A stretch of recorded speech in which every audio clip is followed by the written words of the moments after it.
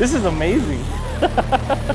So my understanding, so people can understand that, it's roots, their job is to find water. So they'll wrap around pipes, they'll break them, they'll break water mains, they'll break anything. That's their feed. So when they find that, they break in, they just start going.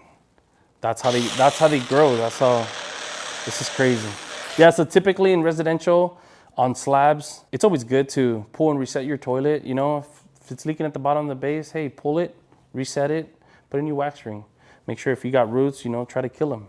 It can range from anywhere, start at 250 bucks. You go out 250 bucks, you can turn up to 1,500 bucks because you either gotta sit there and either install.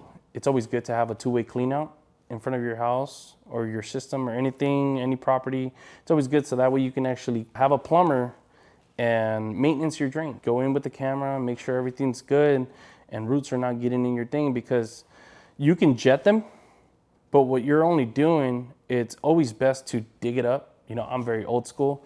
So you dig up the section and you actually get rid of that and you do a proper repair. So when you're gonna do that, you install a two-way clean out. That way you can actually have access to go into the house, out the house, wherever. So in this type of situation, it's always best digging it, repairing it, get it over with.